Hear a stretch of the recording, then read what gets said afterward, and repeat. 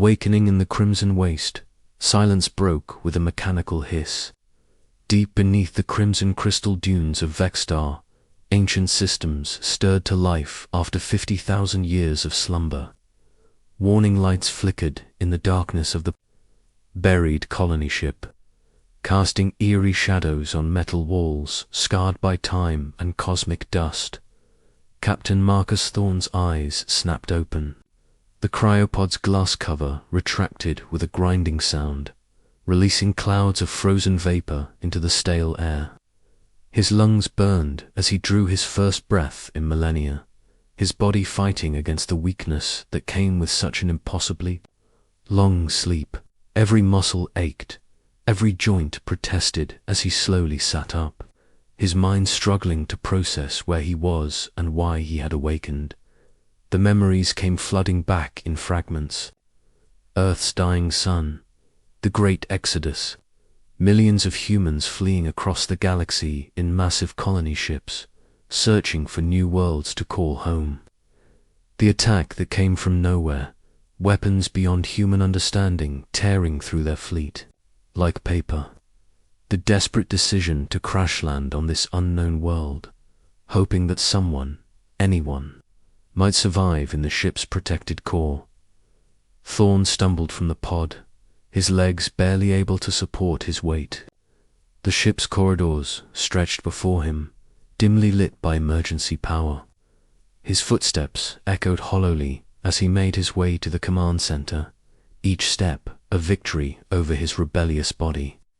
The bridge was a tomb of darkened screens and silent consoles, but as he approached the captain's chair, the main computer flickered to life. "Welcome back, Captain Thorne," the ship's AI spoke with its familiar synthetic voice. "Status report.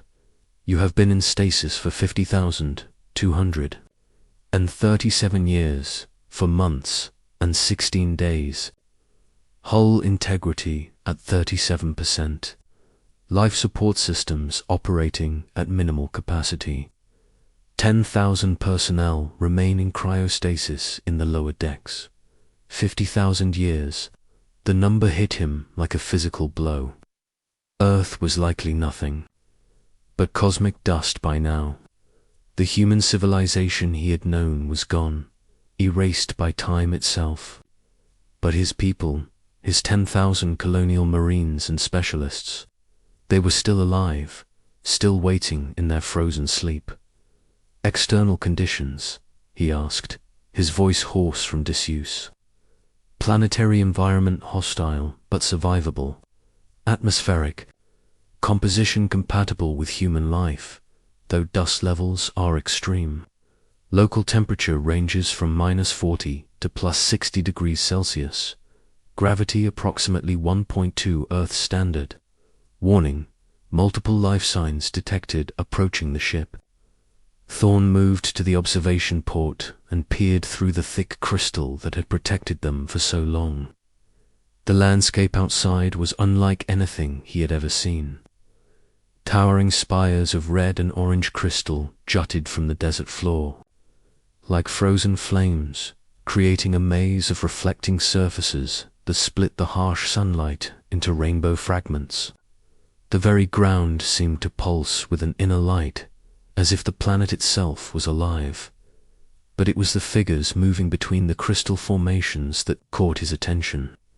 They were tall, easily 3 meters in height, with 6 limbs that moved in perfect coordination. Their bodies seemed to be made of the same crystal as the landscape, translucent and reflecting the light around them.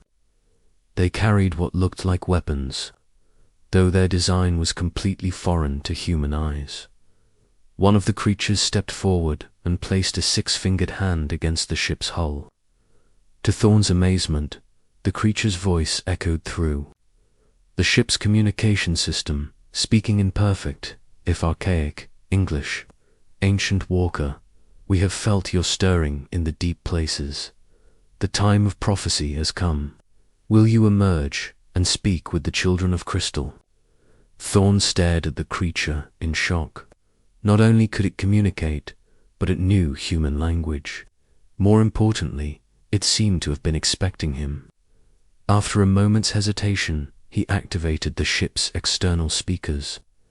"I am Captain Marcus, Thorn of the Earth, Colonial Marine Corps. Who are you, and how do you know our language?" "I am Zactile, Elder of the First Spire. We are the Cathara, Guardians of the Crystal Plains. Your language was taught to us by the Watchers, who spoke of the day when the ancient walkers would return to claim their birthright among the stars. We have waited, as our ancestors waited, for 50 cycles of the Great Wheel. 50 cycles. If each cycle represented 1,000 years, then these beings had been waiting for humanity's return since the very day his ship had crashed. The implications were staggering. Who were these Watchers? How had they known? "I need to come outside," Thorn said. "But first I need to know if it's safe. The Crystal Plains are harsh, but fair to those who understand their ways. We will teach you, as we were taught to teach. But know this, ancient walker, the Dark Fleet still sails between the stars. The dominion that scattered your people across the void has not forgotten. They rule with iron and shadow, and they will come when they sense your awakening. The Dark Fleet, the Dominion, names that struck fear into Thorn's heart, memories of that terrible day when humanity's exodus had turned into a rout. But now, at least, he had a name for his enemy. Thorn spent the next hour preparing for his first venture onto the alien world. The ship's environmental suits were still functional, though their power cells were nearly depleted. He armed himself with a plasma rifle and emergency supplies, then made his way to the airlock. The moment he stepped onto the crystalline sand, he understood why the planet was called harsh. The very air seemed to vibrate with energy, making his skin tingle and his hair stand on end. The gravity was noticeably heavier than Earth's standard, making each step an effort. But the sight that greeted him was breathtaking. The Cathara had gathered in a wide circle around the ship's entrance. Up close, he could see that they were not entirely made of crystal, but rather wore it like living armor that grew from their skin. Their faces were almost human in proportion, but their eyes were large and multifaceted like gemstones, reflecting the light in hypnotic patterns.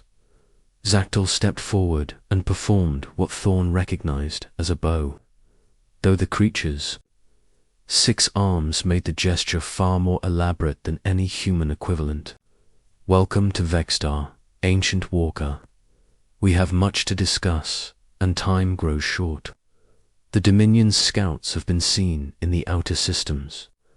They search for signs of the old wars, for traces of those who once challenged their rule."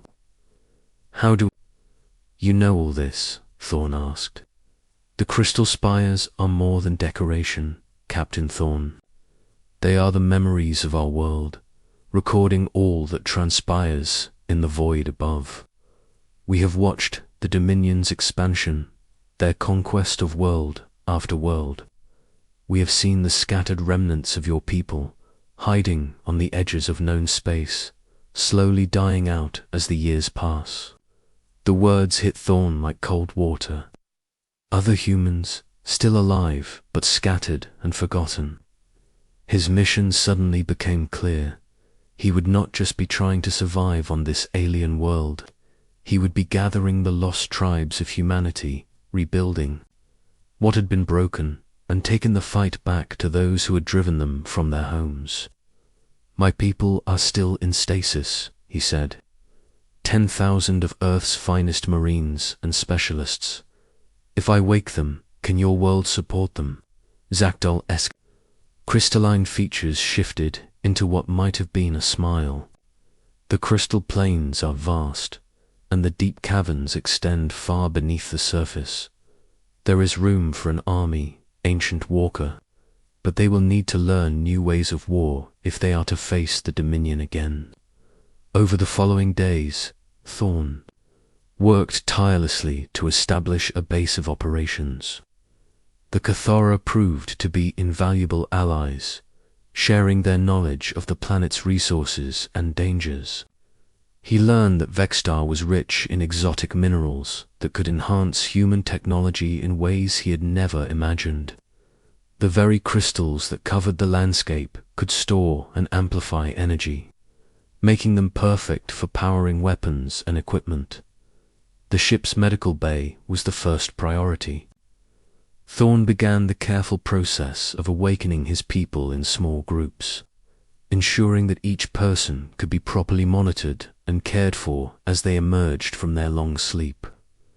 The first to wake were his senior officers, Commander Sarah Chen, his second-in-command and tactical genius, Chief Engineer Rodriguez, whose expertise would be crucial in adapting their technology to this new world, and Dr. Yates, the fleet's chief medical officer. Each awakening was a miracle and a tragedy. A miracle because another human soul had survived the impossible journey through time. A tragedy because each person had to confront the same devastating truth that Thorn had faced. Everything they had known was gone. Everyone they had loved outside this ship was dust. They were truly the last of their kind. But humans, as Thorn reminded them, had always been survivors. As word spread through the awakening ranks of Marines and specialists, a new determination began to grow. They were not just survivors. They were the inheritors of 50,000 years of waiting, the fulfillment of an alien prophecy, and perhaps the last hope for human freedom in a galaxy ruled by darkness. As the crimson sun set behind the crystal spires, casting the entire landscape in shades of fire and blood, Thorn stood on a high ridge overlooking his growing camp. Below, humans and Kythera worked side by side, sharing knowledge and building the foundation of something new. In the distance, more crystal formations pulsed with light, carrying messages to far-off tribes who had also waited for this day. The Dominion was coming. The enemy that had scattered humanity to the winds would eventually trace the ship's awakening signature and come to finish what they had started. But they would not find the broken remnants of a defeated people. They would find something far more dangerous. Humanity reborn, allied with ancient wisdom and ready to fight for their place in the stars once more. Asterisk the forge of alliance, the sound of 10,000 heartbeats, returning to life echoed through the buried corridors of the new dawn. Week by week, Captain Thorn continued the careful process of awakening his sleeping army. Each day brought new faces, new voices, and new challenges as humans who had closed their eyes on a dying Earth opened them to find an alien world filled with crystalline wonders and harsh realities. Commander Sarah Chen had adapted to their new situation with the ruthless efficiency that had made her Thorn's most trusted officer. She stood in what had once been the ship's main cargo bay, now converted into a command center, studying holographic displays that showed the planet's surface in increasingly detailed maps.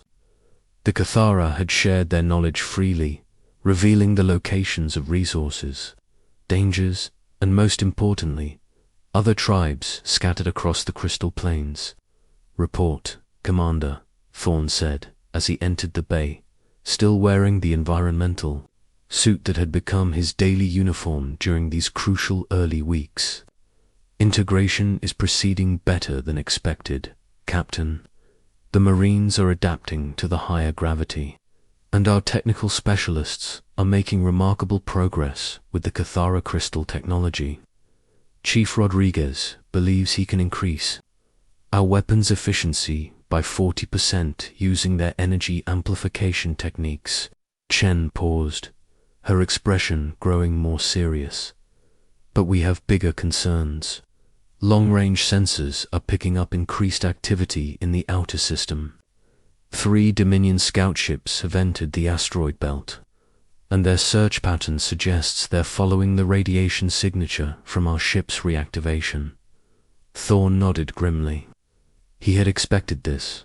The ship's emergency systems had been broadcasting on multiple frequencies during their awakening process. It was inevitable that the Dominion would eventually trace those signals to their source. How long until they reach us? At their current speed, approximately 6 weeks. But that assumes they maintain their search pattern. If they get a direct fix on our location, they could be here in 10 days. 6 weeks. It would have to be enough. Thorn had already awakened nearly 8,000 of his people, with the remainder scheduled to emerge within the next 2 weeks. But numbers alone would not be enough to face the Dominion's advanced technology. They needed allies, and they needed weapons that could level the playing field. Status on the tribal outreach. Chen activated another holographic display, this one showing the distribution of Cathara settlements across the continent. Zakdial's influence extends far beyond his own spire. We've established communication with 17 different clans, and 15 have agreed to meet with us. The other 2 are resistant to the idea of war. Can't blame them for that, Thorn said quietly. War has a way of consuming everything it touches, but sometimes it's the only way to preserve what matters.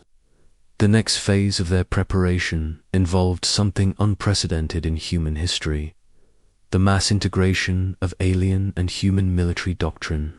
Thorn watched with fascination as his Marines trained alongside Cathara warriors in the crystal fields surrounding their base. The aliens' 6-limbed bodies gave them incredible versatility in combat, able to wield multiple weapons simultaneously while maintaining perfect balance on the uneven terrain. In return, the humans taught the Cathara about coordinated tactics, the use of cover and suppression fire, and the psychological aspects of warfare. It was an exchange of knowledge that benefited both species, creating hybrid fighting units that were more effective than either could be alone. Dr. Yates had made perhaps the most startling discovery of all. The crystalline formations that covered the planet were not just geological features, but a planet-wide nervous system of sorts.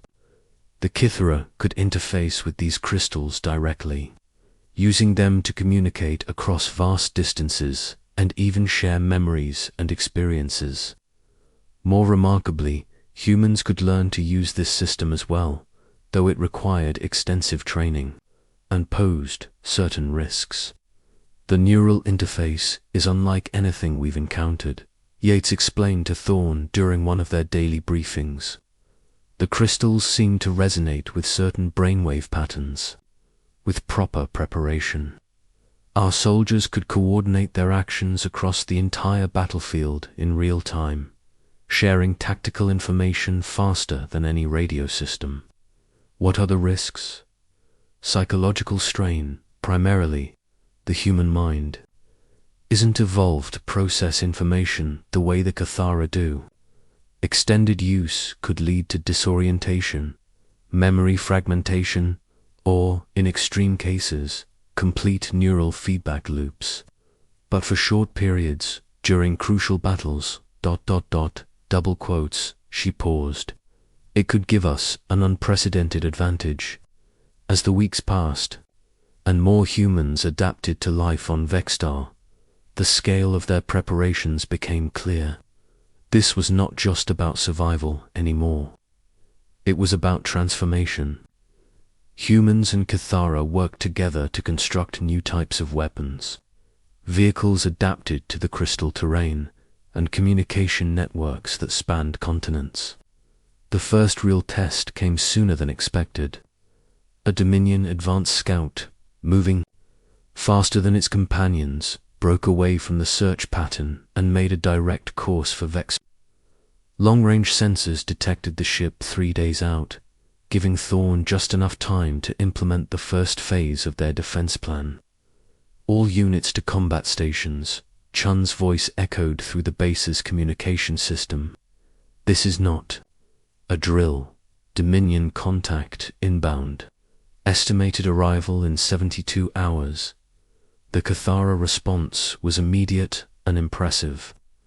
Crystal spires across the continent began to pulse with coordinated light patterns, carrying messages at the speed of thought to every tribe within 1,000 kilometers.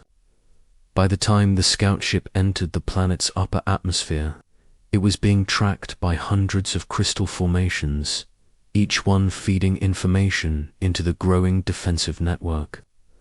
The scout ship itself was a sleek predator of dark metal and energy fields, bristling with weapons that could reduce a city to vapor in minutes. It began its descent toward the ship's crash site, no doubt expecting to find either wreckage or a small group of desperate survivors. Instead, it found an army. The attack came from 3 directions simultaneously. Human Marines, now armed with crystal-enhanced weapons, opened fire from concealed positions in the crystal formations. Their plasma rifles, boosted by Cathara technology, sent beams of energy that cut through the scout ship's shields like they were made of paper. At the same time, Cathara warriors launched coordinated strikes, using weapons that channeled the planet's own energy through focused crystal arrays. But the most devastating attack came from above. Chief Rodriguez had spent weeks working with Cathara engineers to create something entirely new: orbital defense platforms built into the largest crystal spires. These towering formations could gather solar energy and electromagnetic radiation from across the spectrum, focus it through their crystalline structure, and release it as concentrated beams of destruction. The scout ship, caught completely off guard by the coordinated assault, managed to return fire for less than 30 seconds before its engines failed and it began an uncontrolled descent toward the crystal plains. It crashed into a valley between 2 major spire formations, sending up a cloud of crystal dust that glittered in the afternoon sunlight like scattered diamonds. The boarding action that followed was a masterclass in human Cathara cooperation. Marines rappelled into the wreckage, while Cathara warriors used their 6 limbs to navigate the twisted metal with incredible agility. The few Dominion survivors they found were unlike anything in human records: tall, pale creatures with elongated skulls and eyes like black holes, radiating an aura of cold intelligence that seemed to leach warmth from the air around them. The interrogation of the prisoners revealed both encouraging and terrifying news. The Dominion had indeed been searching for human survivors, but not out of any desire to complete their ancient conquest. They were looking for something specific, something they called the catalyst that could only be found among the scattered remnants of humanity. More disturbing was the revelation that this scout was part of a much larger force. The main Dominion fleet, consisting of over 100 warships, was already en route to this sector of space. They would arrive within 2 months, and when they did, they would bring enough firepower to crack planets. That night, as the wreckage of the scout ship smoldered in the distance, Thorn convened a war council that included both his senior officers and the leaders of the major Cathara clans. The stakes had suddenly become clear. This would not be a battle for survival, but a battle for the future of both species. "We can't run," Thorn stated simply. "Even if we could get everyone off, they'd track us down eventually, and we can't hide. The Dominion has resources we can't even imagine, so we fight." Elder Zactol's crystalline features reflected the firelight as he spoke. The ancient prophecies speak of a great convergence, when the ancient walkers would return to light the fires of rebellion across the galaxy. Perhaps this is that time. Perhaps we are meant to be more than survivors. Commander Chen leaned forward, her tactical mind already working through possibilities. If we're going to face a fleet of that size, we need every advantage we can get. The crystal communication network, the enhanced weapons, the orbital platforms. But most importantly, we need to get word out to other human settlements. If there are others out there, scattered across the galaxy, they need to know that Earth's children have returned. Agreed, Thorn said. We'll use the Cathara long-range communication systems to broadcast on all known human frequencies. It's time to call our people home. As the meeting continued into the night, plans took shape that would have seemed impossible just months before. They would turn Vexstar into a fortress world, using its unique crystal formations to create defenses. Unlike anything the Dominion had encountered, they would train combined human Kithara forces in new types of warfare. Most ambitiously, they would attempt to awaken not just the scattered human survivors, but the fighting spirit that had once carried their species to the stars. The message that went out that night was simple but powerful. This is Captain Marcus, Thorn of the Earth Colonial Marine Corps, broadcasting from the crystal world of Vexstar. To all human survivors, wherever you may be, Earth's children have returned. The time of hiding is over. The time of fighting has begun. Come home, come home, and help us take back the stars. As dawn broke over the crystal plains, painting the sky in shades of gold and crimson, the future remained uncertain. But one thing was clear. Humanity was no longer a scattered remnant of a dead civilization. They were the spark that would ignite a galaxy-wide rebellion, and the Dominion was about to learn why humans had once been called the most dangerous species in the universe.